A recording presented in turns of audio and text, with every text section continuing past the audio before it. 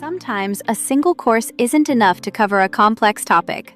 Learning paths allow you to group multiple courses into a structured sequential journey, perfect for new hire onboarding or compliance programs. To get started, navigate to Learning and select Learning Paths in the Admin Portal sidebar.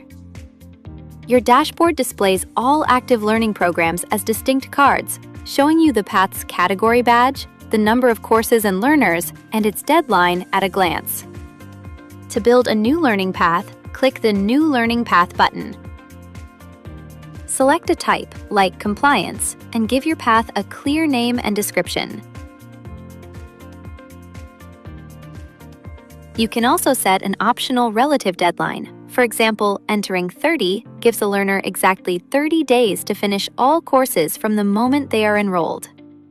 Click Create Learning Path to generate your program. Clicking into an existing path takes you to its management page.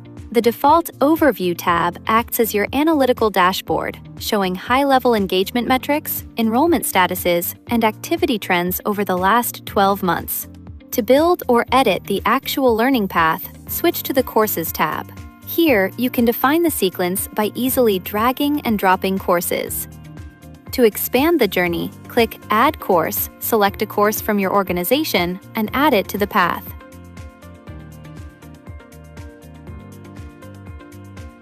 Tracking learner progress is split across two tabs. The Enrollments tab breaks the path down into individual course records. Here, you can see exactly which specific course a user is currently working on, and filter the ledger by active, completed, or canceled statuses. For a broader view, switch to the Learners tab. This provides a high-level look at an employee's overall progress across the entire path. From here, you can also assign new employees to the curriculum by clicking Add Learner, searching for their name, and enrolling them.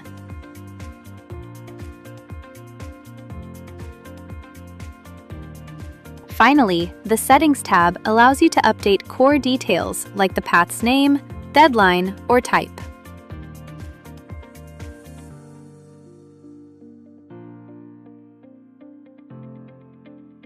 If a learning path is ever retired, you can permanently delete it at the bottom of this page. Simply copy and paste the path's name to confirm. Deleting a path only removes the grouping container. It will never delete the underlying courses or your user's historical completion records.